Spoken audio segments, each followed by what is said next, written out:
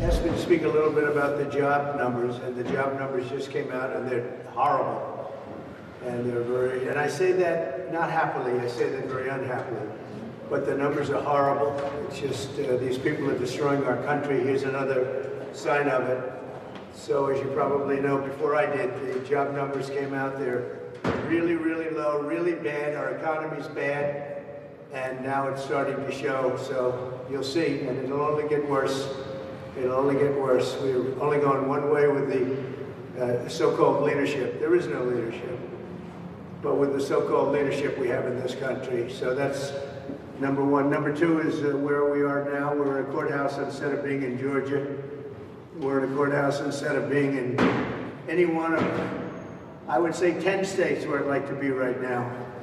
We have 10 states. We were already marked down months ago. We were marked down to be in Georgia today, where we're doing very well in the polls, by the way, but that's where we were supposed to be.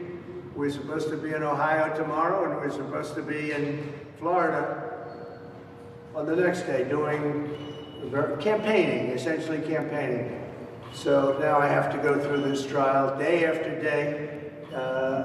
The trial is, we are winning this trial. If we had a fair trial, if we had a fair judge, I don't think he would have even allowed this trial to take place. Then I would go and read the newspaper stories today, the legal experts, because they've come out with scathing reports on this trial, scathing, that it shouldn't even be taking place. Read Greg Jarrett, read Andrew McCarthy, read Mark Levin, who's been so great, read all of them. That's incredible. Dershowitz came out with a very strong article.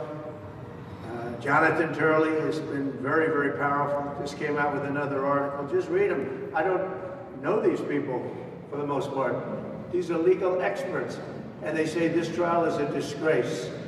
And yesterday, Alvin Bragg sat here all afternoon long, and in the meantime, outside, you have nothing but violence going on. He's the worst DA in the country. He's spending, they must have had 20 different DAs and assistant DAs in that room over the last couple of days. Over nothing, over no crime. Everyone says there was no crime. Everything was legal. And they're doing this because it's for politics. They want to get Biden elected. That's the only reason. The judge is highly conflicted. He should not be allowed to be the judge of this case. He's trying to make it as salacious as possible by allowing testimony that has nothing to do with the case.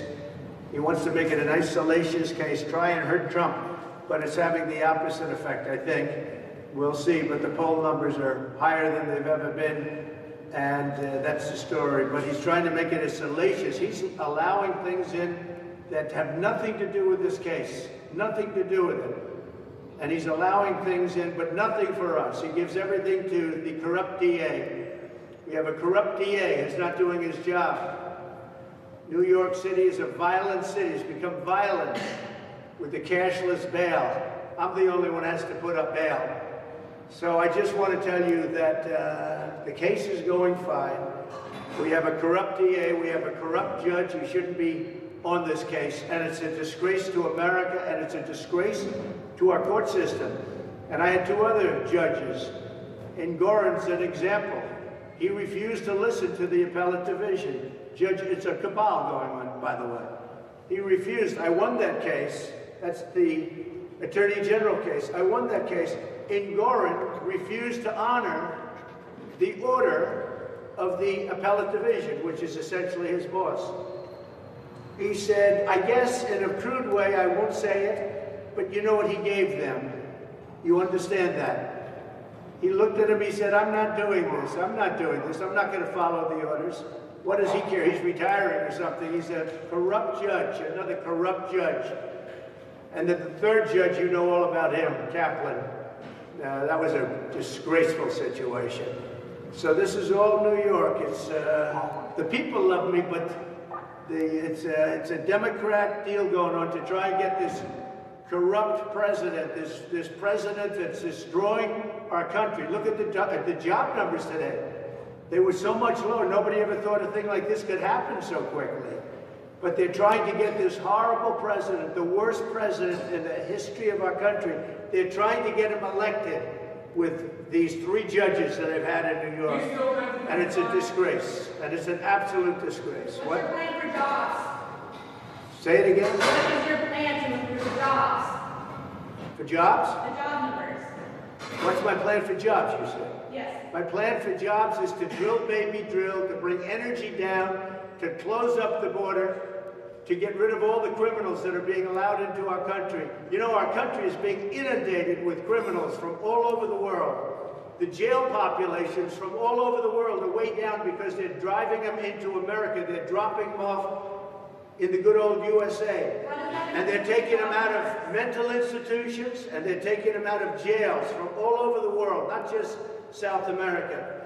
And all of this is greatly affecting our country and very negatively. Now we're going to make America great again. Thank you very much. No, it won't stop me from testifying. The gag order is not for testifying.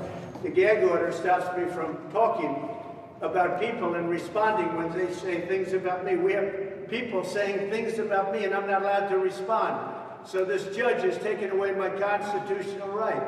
And as the Republican candidate and somebody that's leading Biden by a lot, I should be able to respond. But this guy's got me with the gag order. Now we're filing, I think today, a constitutional motion to get this out. We'll be filing a lawsuit on the constitutionality of it. But if somebody says something about me and I'm not allowed to respond, that's never happened before. Thank you. Thank you.